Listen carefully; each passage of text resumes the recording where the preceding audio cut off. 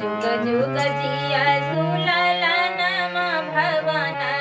के भाग जागल हो बोलल ना लाल पीने फुलवा के दीपक मनमा में आस लागल हो बोलल ना लाल पीने फुलवा के दीपक मनमा में आस लागल हो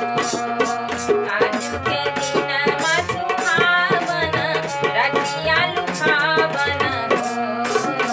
आज के दिन सुहावन रतिया लुभावन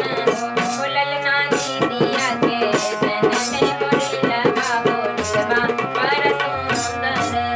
बोलल ना दीदिया के जन में बोलिल बाबोलिबा पर सुंदर जुग जुग जिया सुललन भवन के भाग जागल हो जुग जुग जिया सुललन भवन के भाग जागल हो बोलल ना लाल पीने फुलवा के दीपक मनमा में आस जागल हो बोलल ना लाल पीने फुलवा के दीपक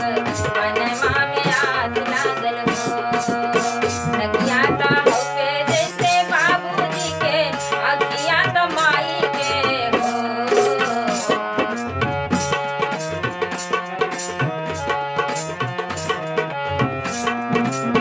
नदिया का हौवे जैसे बाबूजी के अखिया तो माई के बोलल ना मुखवा त चांद के सूरजवा सगरो अजोर कैसे बोलल ना मुखवा त चांद के सूरजवा सगरो अजोर कैसे जुग जुग जिया सुललन भवन के भाग जागल हो जुग जुग जिया सुललन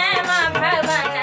के भाग जागल हो बोलल ना लाल पीने फुलवा के दीपक मनमा में आस लागल हो बोलल ना लाल पीने फुलवा के दीपक मनमा में आस लागल हो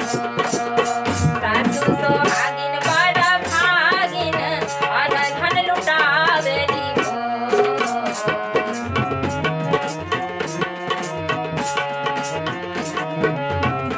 सासु सोहागिन बड़ भागिन अन धन लुटावेली हो बोलल ना